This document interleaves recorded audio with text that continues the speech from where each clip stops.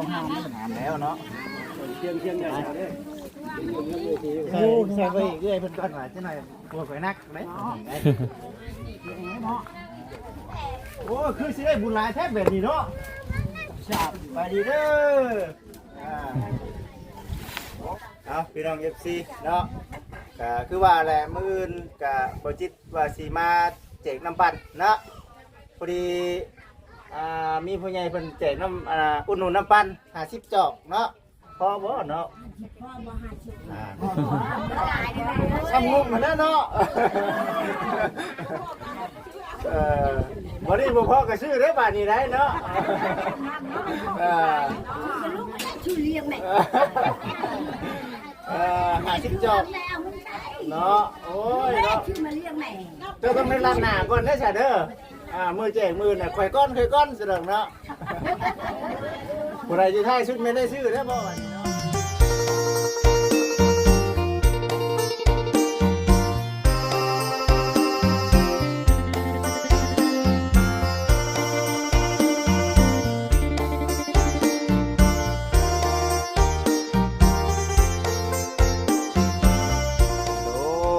โดยกับสบายดีเด้อกับสบายดีสวัสดี FC เบิร์ดสุขูสู่คนทางฝั่งลาวฝั่งไทยทางต่างประเทศเด้อนอนยินดีต้อนรับเข้าสู่ช่องเบาจิตอุตุมพรคือเก่ามื้อนี้วันนี้เนาะพ่อแม่พี่น้อง FC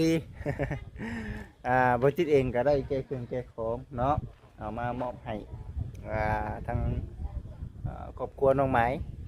เพิ่นกลางตู้กลางเต็นท์ได้นี่พอดีว่าทั้งมาเวียงเพิ่นเนาะได้ครับ โอ้ยเป็นไรพี่น้องเอ้ยพอดีว่าทั้งมาเวียงเพิ่นเนาะเพิ่นได้รับหน้าที่เป็นสะพานบุญให้กับทางผู้รักผู้ใหญ่ก็ได้แก้ของมาซอยกันมื้อนี้ก็ได้มาเวียงเพิ่นซื้อของมาใส่รถเนาะบ่จิตเองก็ได้พอดีว่ามื้อนี้เนาะทางบ่เวียงเพิ่นอุดหนุนเนื้อหมู20 กิโลพี่น้องเอ้ยป้าโตบ่บักเด่นบักนาวพักน้ำแน่หลายอย่างหลายแนวอยู่สิซอยกันคนมื้อนี้เด้อ FC เด้อไปบ่คุณบ่คำก็ได้มากับบ่คำน้ำแน่บ่คำสบายดีอยู่ดีมีแฮง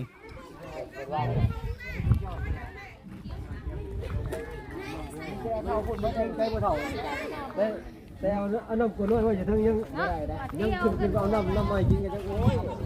เจียบหัวเพิ่นเว้ยแต่ว่าเดินเลยก้อยจิตได้แล้วว่าได้เรียนลงมาได้แล้วได้ก็ขึ้นแล้วไม่ได้ผิดว่าใครฝาก่อนเลยก็ว่าแบบถ่ายคลิปว่าเจ้าขึ้นมาอีกเลยแหละใครฝาเลยเป็นห่วงนะเป็นห่วงได้แบบไหนเป็นห่วงอยู่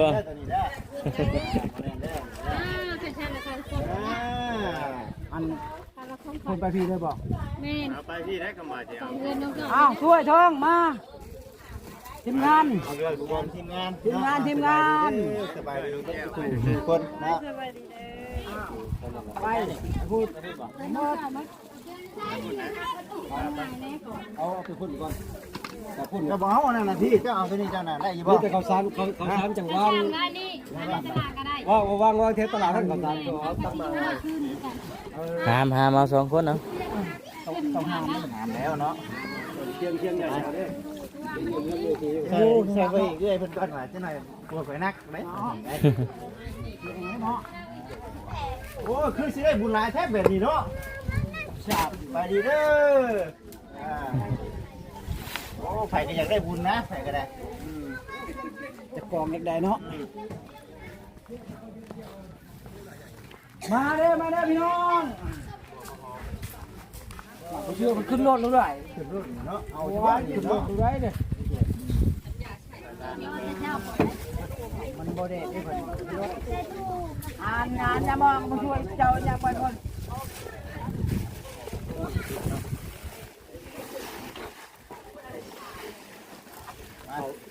เอาจังเอาไปพูดจ้ะเขาว่าไว้บันไดบ่พอเยอะป้าแม่นนะป้าบ่ได้บ่ได้บ่ได้ป้าไว้ยังได้สิบัดนี้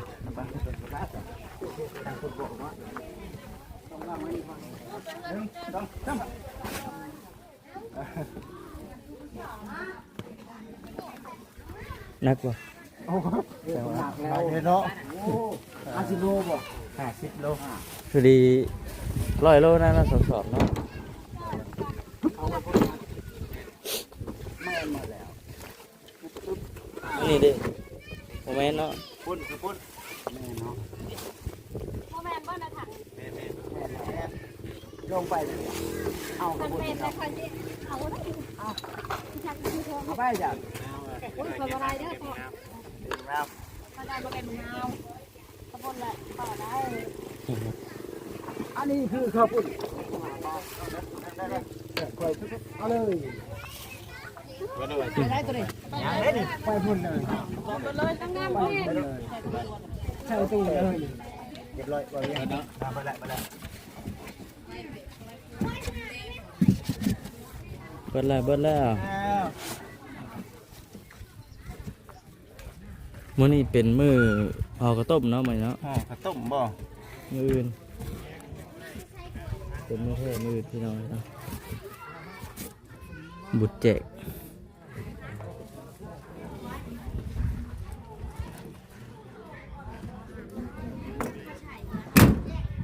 บรรยากาศมันนี่เนาะฟ้าเนาะวันนี้เพิ่นคือนะเนาะ มารอเบิ่งก่อนพี่น้องเอ้ยเนาะ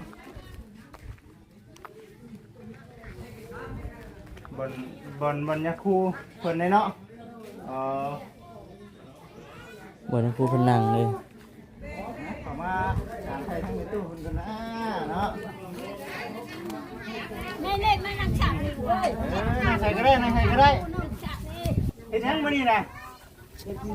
ห่อกระต้มบ่ แม่ คือกันซะเนาะ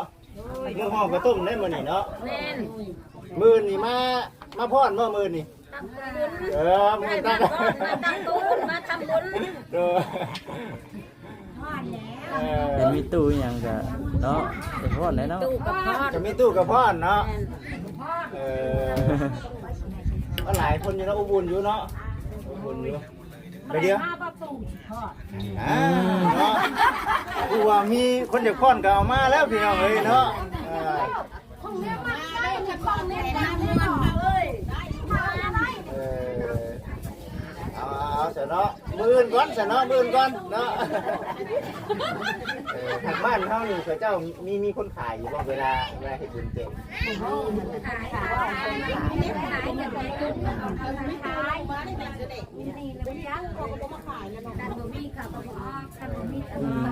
อยู่บ้านนะ2 มื้อ 2 คืนมื้อห่อกระต้มนี่ก็เบิดคืนนะแบบว่าคนมาอุ่นนะมาดื่ม กันนี่แหละลูก คือกันบ่เอาเลยเฮาก็สิมาบ่แมลงเนาะ ลูกบ้านมากมากลูกบ้านมากแล้วก็มูนไปแล้ว เอาพี่น้อง FC เนาะก็คือว่าแหละมื้ออื่นก็บ่จิตว่าสิมาแจกน้ำปั่นเนาะพอดีมีผู้ใหญ่เพิ่นแจกน้ำอุ่นหนุนน้ำปั่น50 จอกเนาะพอบ่เนาะทำงุ่มมาแล้วเนาะวันนี้บ่พอก็ชื่อได้บาทนี้ได้เนาะ ลูกชูเลี้ยงแม่ 50 จอกเนาะโอ้ยเนาะ ชื่อมาเลี้ยงแม่ เจ้าต้องในร้านหน้าก่อนได้ซะเด้อมือแจกมือน่ะข่อยก้อนสะดอกเนาะผู้ใดจะท้ายชุดไม่ได้ชื่อได้บ่บัดนี้เนาะ โอ้นั่นแหละมาแจ้งกันแม่แล้วก่อนทำบุญได้จ้ะเด็กน้อยเขาบัวและวัยรุ่นเขาทาแต่พอดไม่เท่านี่มีแต่เตงเครื่องอันนี้ก็เตงไม่ช่างก็ครบไม่ได้ก็เท่ากันแล้ว แล้วก็มีผู้ใหญ่เพิ่นช่วยกันเนาะ แม่น ต้องให้ผู้ใหญ่ก่อนได้ แม่ สั น กอ แล้ ย่าว งเลยเนาะ แม่โบตรงได้นี่ฮะ แม่น แล้วนั่งไผ่แล้วนั่งผู้ใหญ่ผู้เตนั่งเท่านั่งเต แม่น เด็กน้อยคันทาแต่พอดทาแต่ลิ้นทาแต่ลิ้น แม่นอยู่เนาะเนาะนั่งอยู่นี่เด้อเสยเด้อเนาะเอาใส่มือจังว่ากันFCเนาะเป้าหมายมือ50 จอกแล้วเบิ่งว่าสามีหน้าบัญชีว่าจังไดเนาะ อะไรอยู่เกินจังเจ้า กินข้าวได้ยังยังบ่ได้กินก็ลาบปลาก่อนบ่เอาลาบปลาก่อน ทางผู้ใหญ่เพิ่นผู้โดนชิ้นหมูน้ำมันจิตเนาะ20 โลน้ำปั้นก็ขายชิ้นหมูก็ขายปลาทูก็ขายบอกก่อนเนาะหาลูกค้าก่อนเที่ยงทีน้ำคนแรกบัดนี้ห่อข้าวต้มแล้วก็พากันอันนั้นบ่เมื่อบ่หรือว่าจังได๋ เมื่อแล้วเด็กมาใหม่ มื้ออื่นบ่มื้ออื่นมาใหม่ มาใหม่กับมาใหม่ แต่ว่ามะเร็งนี่มะเร็งบ่ได้มา มาเล่นกับอิงตามจะภาพมันจะภาพคนว่าให้อุ่นงานเด้อมาเล่นกับมามันจะภาพคนบ่ได้บอกบ่ได้ว่ากับมื้ออื่นมื้อตั้งของบุญแหละแม่มาทำบุญกุศล แต่ว่าครอบครัวอื่นนี่แหละสมมุติว่าเป็นมื้อนี้ตอนแรก ครอบ เป็น ค ยั รั ง ว ไง อื่นก็แบบว่าเพิ่นอุดมสมบูรณ์หรือแม่บอกคำจริงเพิ่นมีครอบครัวพ่อแม่พร้อมหันนะครอบครัวพร้อมปกติหั่นแบบว่าเพิ่นชื่นมากก็ว่าแม่นไปนกประคาบใจบ่ให้ปะให้ไล่มาอุดหนูนมาเล่น แสดงว่ามะเร็งนี่สมมุติว่าอันนั้นก็หลายคือกันเนาะสมมุติว่านะก็ขึ้นกับคนหั่นนะ แม่น สบายดีเด้อแม่ๆบัดจุทุกคน เนาะ โอ้น่ะหลายคนดีเนาะ ให้ทั้งวันอย่างนี้ว่าเนาะก็สิว่าเนี่ยเอามาพอดน้ำกันนั่นแหละซะเนาะว่าเอาคือว่ามื้ออื่นก็เบิดมื้ออีกมื้ออื่นเนาะมื้อกลางคืนก็คือกันเนาะ มันคืนจักตักบาทตักบาท นะเผาบุญบ่ เลย เผาบุญเนาะ นำกัน มาหลายคนไปนี่ก็ซุมื้อคักตัวเด็กเนาะม่วนได้แบบนี้แต่ว่าต้องมีแนวย่อเด้อมาของมือได้ปานมื้อมีเวียกหลายบ่จิตบ่ได้เนาะนางดินน้ำก่อนเนาะมาวินี่ก็คักอยู่ได้ล่ะมาตะกี้ผมมีฮอดผู้ใดเนาะมีแต่คนแถวนี้แต่ยังดีก็ชาวบ้านเฮาเพิ่นช่วยๆกันอยู่ได้นี่เนาะใครก็อยากได้บุญนะใครก็ได้ มาทานไปจะได้บุญมื้ออื่นกับมาโมมาทานมาในหันมาชื่อมาหาข้าวต้มมาเฮ็ดเครื่องไปจังนั่นแหละ มาช่วยกันเนาะสบายเนาะ แล้วบ่แล้วเขาก็ต้อง แล้ว ไวดีนี่เนาะแต่เช้าพุ่นได้นี่เนาะ บ่ได้เศร้าปานใด ทยอยมาเนาะผู้นั้นมาผู้นี้มาบรรลัยเข่าเนาะ มาทานลายกันแพบ้านแพเมืองลายกับมาผู้ลังเฮือนลูกก็เฮือนได้เฮือนเฮาปูบ่ได้แพบ่ได้บ่กับเข้าบ่มา แต่เฮาไปฮอดไปเถิงเนาะ แม่ไปเทิงเลยก็มาเทิงมาฮอดมาเทิงเลยก็ไปบ่ได้ปะบุญทานก็ได้ เลย หมูหอดหมูถึงมาได้เนาะ แม่ลูก แม่อยู่เนาะคือกันแต่เนาะคือกันกับบ้านเฮาเนาะกันอยู่แล้วก็เป็นแต่เพลงคือกันนะผู้ใหญ่ก็ได้ทางนี้ได้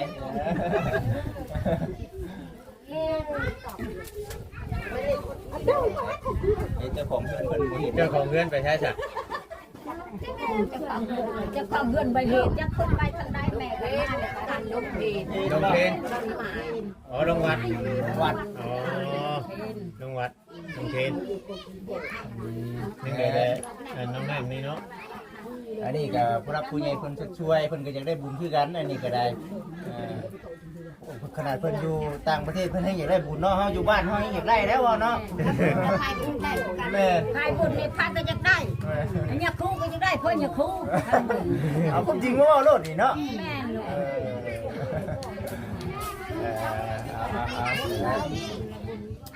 ได้กันวันนี้ก็เอาชิ้นหมูมาเนี่ยชิ้นหมูมาให้ทางคนจัดการให้ตรงนี้นำการทำงานมันเพื่อนน้ำชาเนี่ยเนาะ เลย ก็มาช่วยมาทำน้ำกับลูกก็ได้บุญน้ำกัน โดยซะถูกต้องเอา ได้บุญเมิดลูกแม่ก็ได้บุญมาทำบุญนี่จังได้มาว่าบุญงานแจกบ่คันตองน่ะบ่แม่นบุญแน่น่ะ คำรองไม่อยากไปบันไดบ่ บ่อยากไปบันไดแล้วลูกแก่ให้แต่ลูกหลานไปคันงานดอกคันงานบุญนี่แม่เฒ่านี่บ่ได้คาดคันเพิ่นมาฮอดมาถึงแหละ คันบุญมีมักอยู่เนาะ มักอยู่แม่เฒ่านี่คันบุญนี่พายบุญนี่ แต่ว่าบุญแนวเราบ่ค่อยไปดิ บ่ได้ค่อยไปแล้วบุญแนวคันลูกหลานชื่นนั่นขึ้นอยู่ลูกหลานบ่ชื่นก็บ่ได้ขึ้นบุญแนวนั่น บ่ยกผู้เฒ่าเพิ่นเนาะว่ากิ่งดีเนาะผู้เฒ่าบ้านนี่ว่า ถ้าแบบเป็น อยากก็ไม่เท่าก็ว่าอยากก็ได้อยู่หัวหมดมันเป็นยังลูกตัวนี้นะตุ๊กตัวนี้เนาะโอ้ตุ๊กอยู่บนตั้งมานี่เนาะ แต่คำว่าฝนตกนี่มันเป็นนองครับอยู่บ่อนนี่ยันแต่ฝนตก อินตามจิภาพนี่แหละ ทางเมืองเนาะทางเมืองคำฝนตกแม่นได้ฮุบเนาะฮุบกว่ามันบ่มีไม้มองเลยเด้ มืดครึ้มๆแบบนี้เนาะย่านนี่เนาะ ย่านนี่ ชมยุคโมเมนต์มันนี่กับมือ เคยได้ยินบ่นะแผ่นดินไหวอยู่ฝั่งไทยนั่นยินบ่ลูกหลานได้ลูกหลานอยู่ไทยมีบ่โอ้ยเนาะปลอดภัย เลย อยู่บ้านจะโทรหาลูกตะเพื่อเลย คือการโทรหาลูกชายหลานมันคนนี้บ่เคยได้ยิน แม่ ย่าน ย่านเนี่ยเนาะ เป็นคนไทยเราก็รู้แม่เอ็มแต่เกิดมา แต่เกิดมา จะได้ยินเนาะ เนี่ย มันนี่แหละปีชงพันชาหาปีชงพันชาหาโลกกามันไว้คนแบบมึงไทยเชื่อมจมยังแต่ชำคนโคชียังแต่ผู้มีบุญจะคนว่าได้เป็นนั่น คำนี่น่ะได้ยินแต่หึงเลยค แล้ รั ว บ แม่เลยลูก เรื่องเป็นความพันวาเนาะ เงินอะไรเรื่องว่าอ่ะผมมีลูกเทสนะประมาณนั้น เอาปลอดภัยเบิดทุกคนเราเลยเนาะทางฝั่งไทยก็ได้ในวันนี้ก็ที่เขาเที่ยงคุณแน่เนาะมันบอก แล้วลูกโอ้คุณย่อแล้ว โอ้ยอเลยสินี่ก็นั่งล้มกันนั่งเงินกันก่อนใส่ เดี๋ยวก็เลยเห็นรถลูกมากแม่ก็นั่งเบิ่งรถ ไอ้ดิดิ แม่รถไถมาจักเห็นเนาะ ลูกหลานอยู่แล้วมาเบิ่งกันนี่แหละนี่ก็ได้ได้บุญกันเนาะ ช่วยคนคือกันเนาะลูกลูกมาช่วยบุญช่วยคน จะพาดูกับผู้ใหญ่เพิ่นผู้เพิ่นพาเฮ็ดพาเล่นพาเต้นกันเป็นผู้ใหญ่เพิ่นนั่นแต่ว่าผู้ใหญ่เพิ่นบ่พาทำภาษาแห่ง4 โมงคือแบบนี้เด้ ติ่งน้อยเขาเป็นมาเนี่ยลูกกับเขาบ่ฮู้เนี่ยตกเนี่ยแตงเนี่ยเรื่องทำบุญ กลุ่มเราแล้วเราเร็วก็เร็วย้อนผู้ใหญ่ แม่แม่ยังผู้ใหญ่ช่องมาบัดสิแล้วนี่ปัดแล้วเนี่ยครูชังกระทานคนเทศนี่ใช่แม่อ้างกันได้แต่ตกแต่งเครื่องอันนั้นอันนี้ยังบ่พอเลยเว้ากันบากันบอกกันเลยทำเลยเฮ็ด แม่เนาะ สิแล้วตอนเช้าเลยแล้วนั่นน่ะครูชังกระทานพาเข้า ถ้าจะพูดเป็นแล้วเนาะ แล้วนั่นน่ะครูคนเทศคนหยาดงาม บ่ได้เป็นชุ่มเลย ต้มคือทางหัวเนาะต้มกับต้มเนาะ แม่คนต้องหาต้อง หมวดล่างจานกระตั้งหาหมวดล่างจานนี่สิเป็นนาวัยรุ่นหนุ่มสาวแน่เนาะหมวดแม่ครัวนี่ก็ตั้งหากหมวดพ่อกระต้มก็ตั้งหากแต่ว่าอันนี้มันเฮาขออนุญาตนะมีอันน่ะขันมันเป็นบ่นี่คือกันเนาะ กระจุ่มข้าวแล้วแล้วกันบ่ได้ เห็นแล้วก็แล้วเนาะ คันบ่มีผู้รักผู้ใหญ่ไม่ได้เฮ็ดบ่เป็น แล้วแม่เราขึ้นไปเทิงขึ้นบ่อ๋อเมียนแล้วเนาะ คืนคนกันตั้งขบวนขึ้นเลยกะงานบุญเก่งเลยกะเขาตั้งเรือนไว้แล้ว มื่น เป็นนี่แหละลูกเอ๋ยทำบุญก็ได้ มื่นจังใช่ไหมจัดเครื่องมันยังลงมาไว้เนาะอ๋อ แต่ว่ามื้อนี้เห็นแต่ทางงานผู้หญิงเนาะผู้ชายแบบคือน่ะสมาคมเป็นหรอ ตั้งบุญชาวแก่ เฒ่าแก่แม่นผู้ชายมามื้ออื่นเนาะนี่มีแต่ผู้หญิงก่อนบัดนี้ ตะพกยิ่งตะเพ่งมันยิ่ง งานผู้หญิงนะ งานยิ่งนี่หัน บ้านเราก็จะเพกันช่วยกันไว้นี่แหละ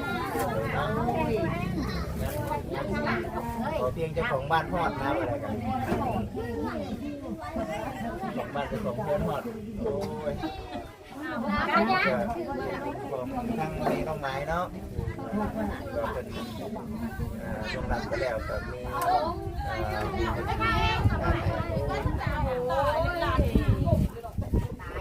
นะใครอยู่เทิงน่ะพ่อย่างนะเด้อผู้รักผู้ใหญ่เพิ่นอยู่นั่งอยู่อันทางลุม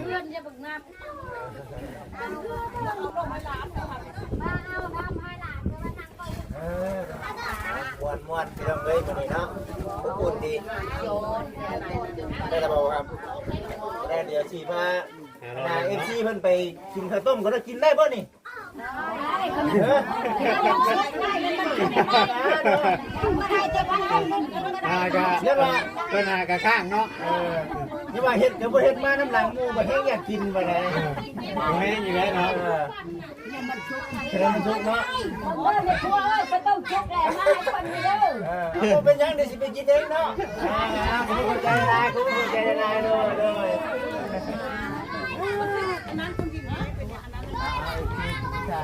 ป้าไปเบิ่งบ่ครับป้าพี่ทั้งแม่ครัวเขาอยู่ทางนี้นี่กะสิเริ่มมีแดดเด้เนาะพูดทางน้องจ้อยเนาะน้องจ้อยสบายดีเนาะเฮ็ดหยังแน่มื้อนี้บ่ได้เฮ็ดนะบ่ได้เฮ็ดหยังบ่มื้อนี้อันนี้เพิ่นเฮ็ดให้เฮาเองบ่เพิ่นมาเพิ่นกลางเองบ่ดูว่ามาแล้วเพิ่นกลางเลยเอาเบิ่งก่อนไปหาของกินก่อนได้บัดนี้เนาะเด้อสิเฮ็ดเมนูหยังเด้มื้อนี้เนาะเฮ็ดส้มบ่ใช่บาท โอ้ มือมันใช่บาทเฮ็ดชมไว้ใช่บาทให้เอาพกอยู่นั่นน่ะ โอ้เฮ็ดส้มเนาะส้มหมูเนาะ ชมเป็ดบ่มีดอกชมหมูเป็นชมเป็ดได้ ทันได้หมูเลยยังปลาเนาะ ยังปลาแบบหมูพอได้ใส่บาท ปลาบ่ปลาใส่บาทบ่ โดยปลายังก็เฮ็ดชม ปลานิ่นนี่ โดยส้มปลาขาวก็ได้นี่ ปลาขาวก็ได้ติ ไว้ส้มแม่ไว้เฮ็ดปิ้ง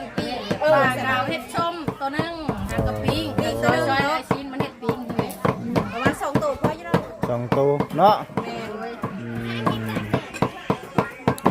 พี่น้องเลยคักละเอียดคักกะดีนี่เนาะ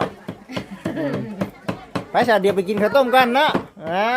ว่าหยอกพี่น้องเลยเนาะกินยังก็ได้เนาะ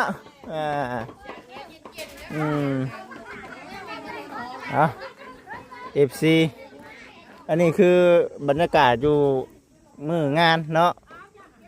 ยังก็บ่เบียงข้าวต้มบ่โอ้ยังบ่เบิดเนาะบ้านเฮาสิเฮ็ดแบบนี้แหละพี่น้องเอ้ยเนาะเป็นผู้รักผู้ใหญ่เพิ่นช่วยกันฮ้อว่าซั่นนะแต่ว่าในเรื่องข้าวนี่เฮาทั้งเพิ่นเอามาเองเนาะเพิ่นเอามาเองได้พี่น้องข้าวนี่หรือว่าเพิ่นสิใส่ขันมาเนาะแม่นบ่ มื้ออื่นเพิ่นบ่ได้ขัน บ่แม่นซะบ่ มื้อนี้นะเพิ่นไปใช้ บ่ข้าวฮ้อกับต้มนี่เอาข้าวใช่ เขาบาเวียงมาชอบนึ่งแล้วเขาน้ำปลาน้ำ คิดว่าไปว่าเพิ่นใส่ขันมาแล้วก็เฮาเอามาห่อบ่แม่นบ่ มาโมได้ มื้อน่ะเพิ่นเอามาหมูเนาะมื้อเนาะ เพิ่นมาโมมาทานมื้อนี้แหละเขาอยู่เฮือนเขาเอง แสดงว่าข้าวเฮือนเฮาเองนี่ โดย เฮ้ยว่าจิตเองก็ได้เนาะจะเอาข้าวหมูมาห่อกับต้มติ มื้อนู้นเพิ่นมาโมคุณแผนกล่างอันน่ะเครื่องของเฮาพี่น้องเอ้ยเนาะอันนี้ก็ได้อันนี้เป็นยังก็เป็นอันน่ะจานชามของน้องเพิ่นเองได้บ่หรือว่าทั้ง น้องจ้อยน้ ของน้องจ้อยนำ ำโดย ของน้องไม้ที่บ่มีปานใดนี่เนาะ แม่น บ่ได้มีเด้นี่เนาะ ประมาณ10ใบ ประมาณ10ใบติ น้องจ้อยใช้ชื่อน้องจ้อยหมด โอ้ เราจะไปเขียนชื่อใส่ อืม กาบันบ่ไปทางใดดอกเพราะว่าอยู่นี่เนาะแล้วก็ บ่เพราะว่าบ้านเฮาก็สิในนี่คือกันนะพี่น้องอยู่บ้านบ่จิตก็คือกันนี่เวลาเฮาบ่พอนี่เฮาไปยืมเฮาไปยืมนั่นก็ทดแทนจะเอาไปประมาณจังอันมาซั่นบ้านเฮาสิเป็นอย่างนั้นแต่มัน ของน้องจ้อยสิใช้ชื่อใส่โลด ซอยกันหั่นแล้วอันนี้ก็แม่นคือกันนี่เนาะ แม่นยืมมื้อนี้ก็ ช่องหม้ออันนี้ก็ยืมเขาเจ้ามานี่เนาะ แม่น สุดยอดพี่น้อง ไปมีกัน ยืมบัดทุกสิ่งทุกอย่างไปคือกันบ่แม่นแม่ตื่นกันนี่เนาะ คือกันเฮือนไหนก็คือกันเด้อพี่น้องไปยืมมาก่อนนะทั้งนี้เฮ็ดบุญมื้อเจ้าบายหยังอ่ะนะบายทานบ่เอาเป็นบุญเด้อ FC เด้อเนาะเป็นบุญสินทานที่ว่าทั้งผู้รักผู้ใหญ่เพิ่นเนาะพาเฮ็ดพาทำเนาะก็ขอให้ได้บุญได้สินหลายๆเด้อเนาะเอาจังไดก็ได้บ่จิตเองก็สิได้จบคลิปก่อนและก็ขอขอบคุณทั้งผู้รักผู้ใหญ่ทั้งบ่เวียงเนาะที่ว่าอุดหนุน อันน่ะชิ้นหมูบ่จิตเนาะ20โลพี่น้องเอ้ยได้เอามาให้อยู่ให้กินแล้วก็จะเป็นในเรื่องประเภทพวกกระดำเนาะแล้วก็จะเป็นในเรื่องต่างๆเนาะที่ว่าอุดหนุนบ่จิตมื้อนี้เนาะจังได๋ก็ขอขอบคุณหลายๆเด้อเนาะขอบคุณทางบ่เวียงนำเนาะพุ่นโดยสบายดีอยู่ดีมีแฮง FC เด้อสบายดี